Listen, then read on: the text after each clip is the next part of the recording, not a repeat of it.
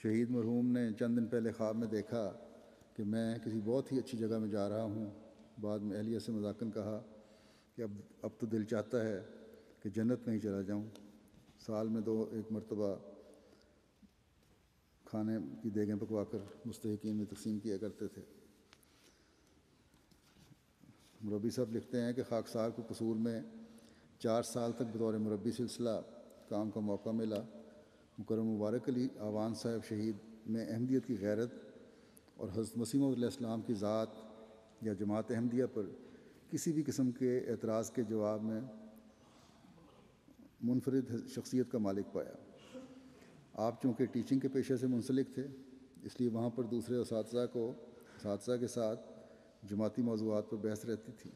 کسی بھی نئے اعتراض یا سوال کے جواب کے لیے مکرم مبارک علی آوان صاحب اس وقت تک چین سے نہ بیٹھتے تھے جب تک اس کا کافی و شافی جواب حاصل نہ کر لیتے، اور جب ان کو سیر حاصل بحث کے بعد جواب دے دیا جاتا تو ان کے چہرے پر عجیب طمانینت اور بشاشت دیکھنے کو ملتی، گویا سمندر طغیانی کے بعد سکون کی حالت میں آ گیا ہو۔ اسی طرح آپ جماعت اور اپنے عزیز رشتہ داروں کے متعلق نہایت رقیق القلب اور ہمدرد تھے۔ غلطی خواہ دوسرے کی ہو، وہ خود جا کر معذرت کرتے اور پھر پہلے سے بڑھ کر اس سے ہمدردی کا سلوک کرتے۔ اگلا ذکر ہے مکرم عتیق الرحمن صاحب ظفر شہید ابن مکرم محمد شفیع صاحب۔ شہید مرحوم سیداں والی غربی ضلع سیالکوٹ کے رہنے والے تھے۔ 1998 سے مانا والا ضلع شیخوپورہ میں مقیم تھے۔ 1988 میں بیعت کر کے احمدیت میں شمولیت اختیار کی۔ ان کے 1 سال بعد ان کی اہلیہ نے بھی بیعت کر لی۔ ذاتی کاروبار تھا، کچھ عرصہ دبئی میں بھی رہے۔ 2009 کے آغاز میں پاکستان واپس آ گئے۔ پچھلے قریباً 6 ماہ سے مکرم امیر صاحب ضلع لاہور کے ساتھ بحیثیت ڈرائیور ڈیوٹی کر رہے تھے۔ وقت شہادت ان کی عمر 55 سال تھی اور مسجد دارالذکر میں جامع شہادت نوش فرمایا۔ مسجد دارالذکر کے مین ہال میں بیٹھے تھے، ان کے قریب ہی گرنیڈ پھٹا۔ اہل خانہ کو فون کر کے حملہ کی اطلاع دی۔ اسی دوران ان کو گولیاں لگیں، جس سے فون گر گیا اور دوبارہ بات نہ ہو سکی اور ساتھ ہی شہادت ہو گئی۔ شہید مرحوم کے غیر احمدی بھائیوں کا مطالبہ تھا کہ ان کی تدفین آبائی گاؤں میں ہو، جبکہ اہلیہ نے کہا کہ شہید مرحوم چونکہ احمدی ہیں اور شہید کی خواہش روا شفٹ ہونے کی تھی، لہذا روا میں تدفین کی جائے، جس پر بھائی مان گئے اور روا میں تدفین ہوئی۔ شہید مرحوم کی بیعت سے پہلے ان کی بیٹی نے خواب میں دیکھا تھا کہ حضرت خلیفۃ المسیح رابع رحمہ اللہ تعالیٰ ان کے گھر آئے ہیں اور گلاب کے پودے لگا رہے ہیں، اور بعد میں اور میرے ابو ان پودوں کی حفاظت کرتے ہیں اور پانی دیتے ہیں۔ کچھ عرصے بعد یہ خاندان احمدی ہو گیا۔ بیعت کرنے کے بعد ان کے والدین نے انہیں آگ کر کے گھر سے نکال دیا۔ دیگر رشتہ داروں اور اہل محلہ بھی ان کے ساتھ بدزبانی کرتے، گالیاں دیتے اور پتھر مارتے۔ بالآخر انہوں نے ایک احمدی گھرانے میں پناہ لی۔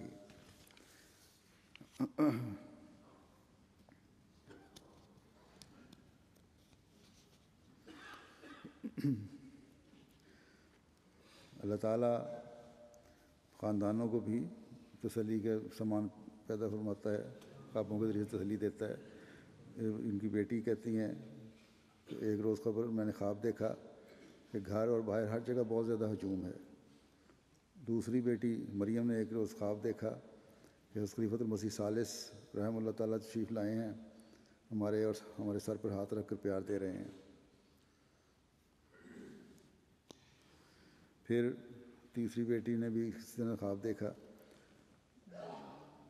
کہ ایک جنگل ہے جہاں بہت خطرناک بھینسیں اور جانور ہیں، اور میں ڈر کر بھاگ رہی ہوں کہ اچانک حضرت مسیح موعود علیہ السلام نظر آتے ہیں۔ میں بھاگ کر حضور کے گلے لگ جاتی ہوں۔ اہل خانہ نے بتایا کہ شہید مرحوم ہمیشہ باوضو رہتے تھے، ہر وقت درود شریف پڑھتے رہتے تھے، بہت محنتی تھے۔ نماز تہجد پڑھنے کے بعد ڈیوٹی پر چلے جاتے اور پھر رات کو لیٹ واپس آتے۔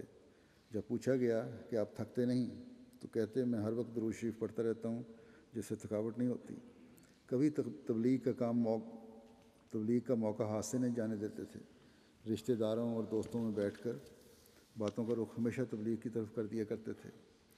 دبئی میں 2 فیملیوں کو بیعت کروا کر جماعت احمدیہ میں شامل کرنے کی سعادت پائی۔ اگلا ذکر ہے مکرم محمود احمد صاحب شہید، ابن مکرم مجید احمد صاحب۔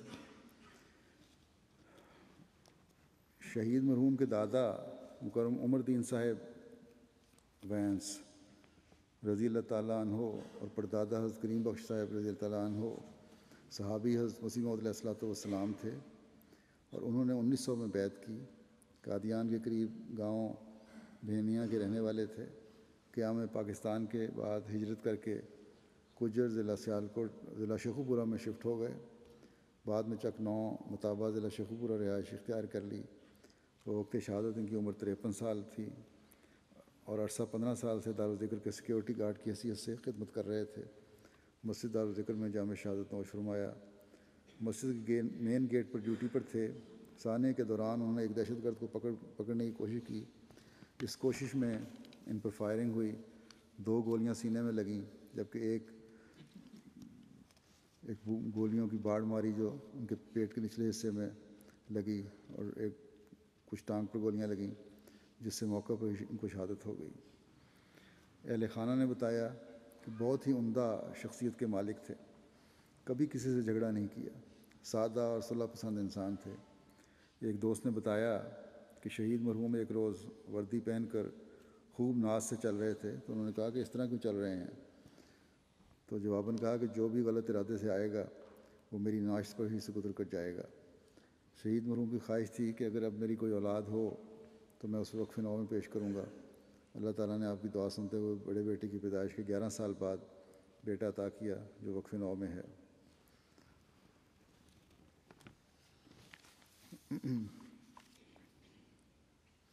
اہل خانہ بتاتے ہیں کہ جمعہ والے دن مصروفیت کی وجہ سے کبھی گھر فون نہیں کیا، تاہم شہادت سے 20 منٹ پہلے فون کر کے بات کی۔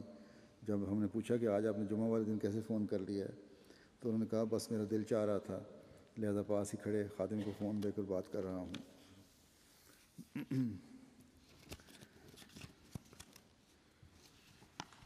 ذکر شاید زیادہ لمبا ہو جائے، اس لیے سوچتا ہوں آگے آئندہ پھر ذکر ہو جائے گا۔